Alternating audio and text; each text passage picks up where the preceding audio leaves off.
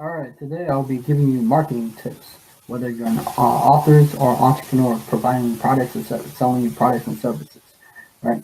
You want people to come to you for that products and services. Now, what I see a lot sometimes with either authors and entrepreneurs, since we're in the age of internet, right?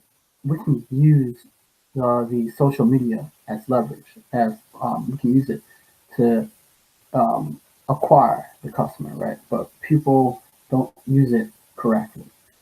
And by that I mean you want people to think of you, right? Why they come to you for advice or products and services, right? So I see it. Authors don't create a lot, like beginning authors or authors beginning to become aware of YouTube or social media or Twitter. They don't use it to their fully advantage, right? And I see it a lot, and I want to tell them like create content, create valuable content, so the customer or they keep coming back more and more and engaging with your content, and sooner or later, they will buy your products and services, and they'll come to you. But you have to keep, like for instance, I haven't create daily content with Twitter and Instagram because mainly now I'm focusing on YouTube right now. But you know, the only reason why I focus is because I want, like, it's the battle of the mind, right? You're battling the mind of your customer so they can come to you for advice or for your products and services. But you know, it's great to use other people quote, but it's better to do it. That's why I do my own tweet. That's why I share my tweet and then I share it to Instagram. And it's my own tweet. I mean, yes, sometimes quotes from other people are good, but you want to add value to the customer so they keep coming to you. And you can add motivation. When you're creating YouTube videos, you gotta keep consistently uploading it. I will put in this video from Owen's video. I interview him. He's a YouTube expert on how to do YouTube. And he said you guys keep the customer come to you, and I'll put it in this video because essentially, don't you want people to come to you for that type of advice, or you're solving that pain point that you want to solve?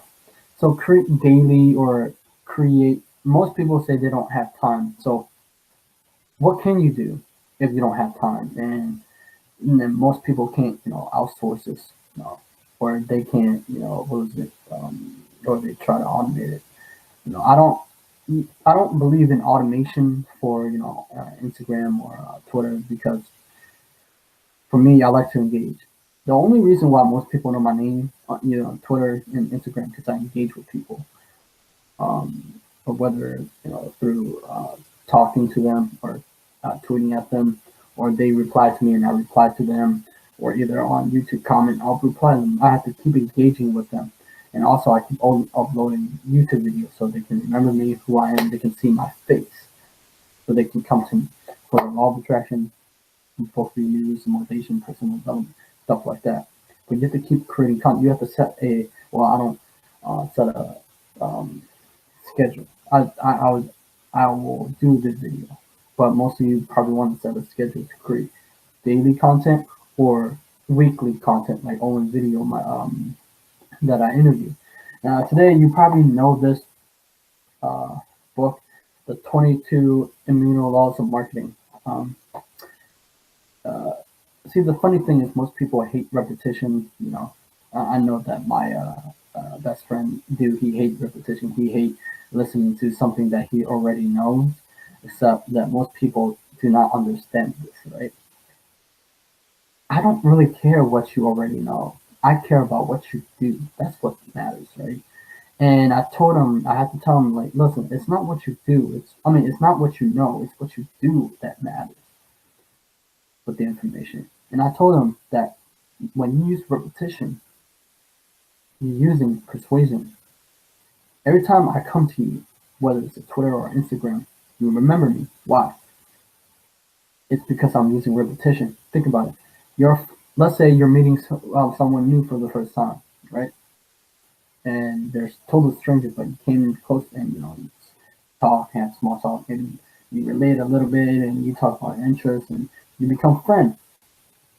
And then over time, and you like the person, and over time, you get to know them over time, and you keep coming to them, and you remember who they are, and you remember the name. That's repetition. But people don't look at it that way. The first time I met my mentor and friend, first time I remember, I haven't remembered, but it's been a long time. But what happens is I keep coming to him, keep coming to him. He eventually know who I am, my name. So it's like that. We have to essentially get people to remember what we do and our name, so they can come to us for advice and solve their problems and stuff like that. And I use this knowledge to test out a lot of things on Instagram because I take Twitter, my posts, and then I post on Instagram a lot because yeah, I don't have a lot of followers. That's okay. I'm not here to get numbers, but I use it so people can remember. I post it like every day, like 2 3 times a day, and so people can keep coming. And I was playing a game, and I know it wasn't rude or not, but it was so they can remember my name, so they can remember me, and they can come to me and they like, right?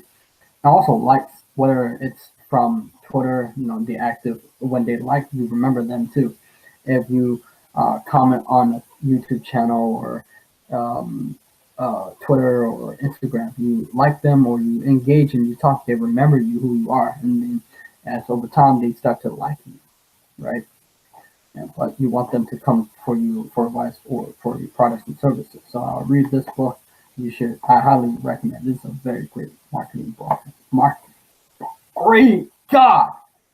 Like maybe I should read. It's so great. Like, like you don't know. It's better to be first in the prospect mind than first in the marketplace. Which, if anything, understate the importance of being first in the mind. Being first in the mind is everything in the marketing. Being first in the marketplace is important only to the extent that it allows you to get in the mind first. The laws of mind follow from the law of perception. If marketing is a matter of perception, not product, then the mind takes proceed over the marketplace.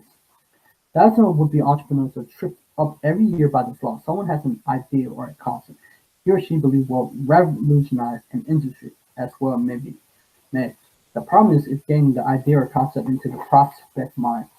Unfortunately, this gives rise to the perception that the answer is to all marketing questions is the same: money. Not true. More money is wasted in marketing than any other human activity outside of government activity, of course. You can't change a mind once a mind is made up. You want to change something in the mind, forget it. Once a mind is made up, it's rarely, if ever, changed. The single most wasteful thing you can do is in marketing is trying to change a mind. The account for mystery of the well-formed opinion that can almost instantaneously appear in a person's mind. One day you never heard of a person. The next day, that person is famous. The overnight sensation is not unusual phenomenal. If you want to make a big impression on another person, you cannot worm your way into their mind and then slowly build up a favorable opinion over a period of time. The mind doesn't work that way. You have to blast your way into the mind. The reason you blast instead of form is that people don't like to change their mind. Once they perceive you one way, that's it. They kind of file you away in their mind as a certain kind of person. You cannot become a different person in their mind. Which this is true. My friends, you know, they have a different version of who I am. I'm not that person anymore, right? I change who I am. I mean, I have my personality and I like to joke and have fun. That's who they know. They know the Johnny who like, do martial arts and stuff like that. And they know like I like to joke and talk stupid stuff all the time, right? But they don't know who I am today. That's why I always say that if a person comes to me and say, "Hey, I know you," you really don't know me. Or for instance, like if my peers or friends come to me like, "Yeah, I know him," but you really don't know me. You used to know me. You used to know who I was in the past, but you don't know me now. So when you have an open mind to work with, even a small amount of money can go a long way. So now I'll read it. I like this one. I like the law of perception. This is one of my favorites. Marketing is not a battle of products. It's a battle of perception. That's why I like understanding people's psychology. Many people think marketing is about products. In the long run, they figure the best product will win. Marketing people are preoccupied with doing research and getting the facts. They analyze setting situations to make sure that the truth is on their side. Then they sell confidently to marketing areas, secure in the knowledge that they have the best products and ultimately the best product will win. It's an illusion. There's no objective reality. There's no facts. There is no best products. All that exists in the world of marketing are perception in the minds of the customer or prospect. The perception is the reality. Everything else is an illusion. All truth is relative. Relative to your mind or the mind of another human being. When you say I am right and the next person is wrong, all you're really saying is that you better perceive it than someone else.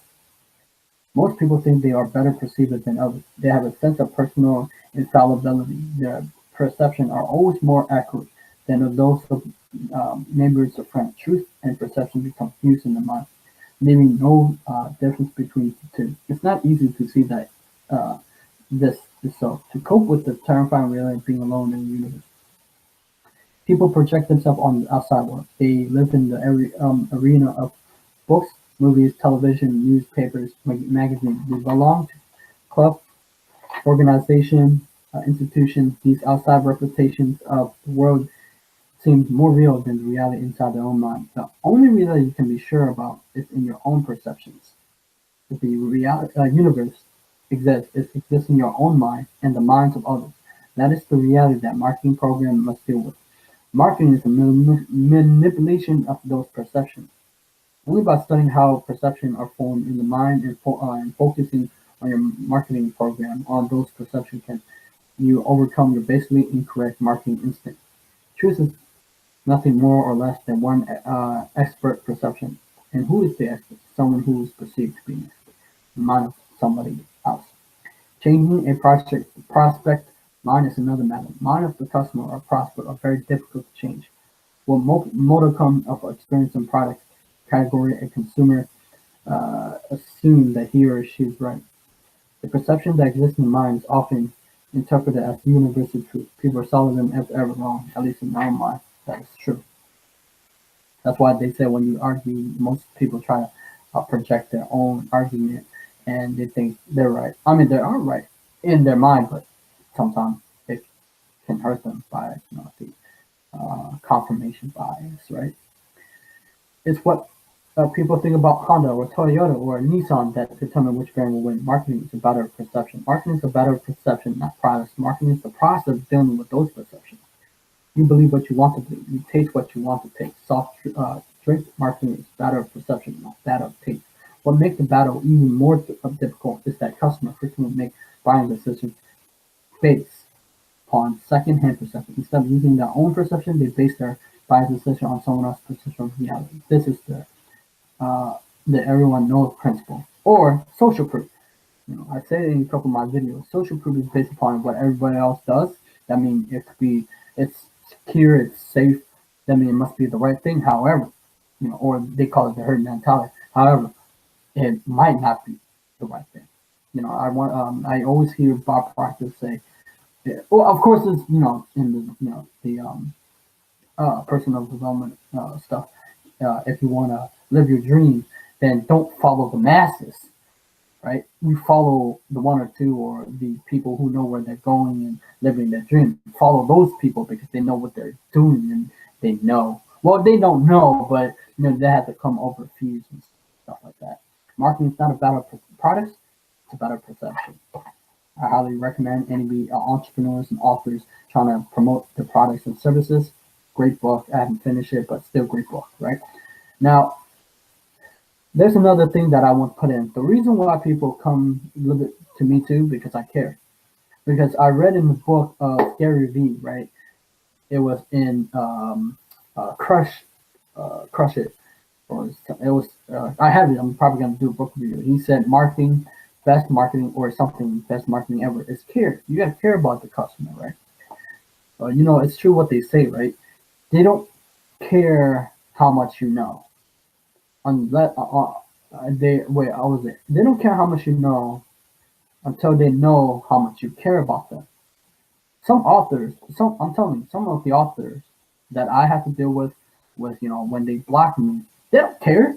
Like I'm a customer, right? They don't think that what if I keep coming in for products and services, and what if I like their products and services? I want to buy, but except they totally missed it because I want to do an interview with them, right? And they totally missed it that I'm probably like the loyalest, best customer ever, right? Except you know, all you know, probably you know, all the customer can buy their competition products, right? But still, like, come on, man, that's not cool, man. I still like the only reason why I'm saying this is because it's stories. People like to tell stories, so and people remember stories then more than facts and figures, right? You know, that's not okay. If you want to care, if you really, if for me, if I'm, for me, the reason why I care because I'm trying to change it and inspire people for the better, not for the worse. But I must care for the well-being of the audience and the customers and people who are following me, because people, when you know, people get tripped up on sometimes with Twitter followers and Instagram and YouTube account. They're people, and every time you put up a content, it uh, can impact and change people' behavior because you're a authority figure. So we have to all remember that. So thank you for watching. I'm going to put in Owen's video, the interview that I did inside of this video, and subscribe to my channel, like the video, and I'll because I do book review, interviews, and motivational content. And I'll see you. Bye bye. And I hope this helped you in your endeavor. Bye bye. Step 2 is going to be you need to be creating content on the daily, right? And I literally mean daily, but you need to have a set schedule where you're uploading to YouTube at least once a week, or you're doing a live video on Facebook at least once a week, and probably both, right? Be a great idea to do both. Where you're just doing little pieces of your content. And what this does is this keeps you top of mind. This shows people that you're relevant. And when that event planner is thinking about their next conference, right, they're more likely to think of you because they saw your ad in the newsfeed, and then they saw your ongoing videos. So you're just the first name that pops into the mind. That's a big way you want to use it. Now, for an author, I would recommend something a little bit different. I think you need a book trailer for your book. Every book you have needs a book trailer, right? So if you wrote 5 books, you need 5 book trailers. Now, you might have written 5 books, but only one is you're really promoting right now. Then just make a video for the one. And a book trailer should be, 30 seconds to 2 minutes, maybe 3, that just promote the benefit of reading your book. The benefit of reading your book. That's it, right? So you're going to feel this. You're going to learn that. Your life's going to be easier. You're going to be swimming in chocolate rivers after reading my book. And that's going to be the main thing that you're promoting out there all the time, with a link to the page where you can buy the book. So people are now seeing the advertisement and they're able to buy the actual book. And then you want to take a step back and do exactly what the speakers did, is make weekly ongoing content. And it might be something like behind the scenes of writing this book. Hey, when I first started writing Power Your Passion, the biggest objection I came across was my own self-doubt. And I wanted to talk about that today, right? Talk about like the process of writing the book. You could talk about the characters in the book. You could summarize literally each chapter. You could also, guys, simply read the book chapter at a time, even a few pages at a time. Hey guys, Owen video. Today I'm going to be reading you 5 pages from my book, The Way to Become a Millionaire, and I hope that you guys enjoy. Don't forget to subscribe to the channel if you want to get the whole book for free, right? And then you simply read the book. You read 5 pages at a time. You say thank you. At the very end of that, by the way, I have a friend doing this on YouTube. Amazing job. Yeah, the name of the book escapes me, but it's an after the bomb hits, the nuke hits San Pedro near LA, and what happens after that. So I listened to this with my kids, and it's a phenomenal experience. But after you do that, you now have your book on tape, right? Now you have a book. You can strip out the audio, put that on your website, and maybe sell additionally. Hey, buy the book today and get my audio free. Some of you guys may not like that because it cuts into sales of your book. Look, most of you guys are not going to be making $1 million off your book. You're using your book as a business card. You want to get it into more hands so that you can get invited to more conferences and more workshops and do more consulting work. If that's the way that you're building this, then use your book to create content, drive sales, and get your name out there. So I hope that you like that. I like that. I like that. So what you're saying is using your book as a sales funnel. Yes, absolutely.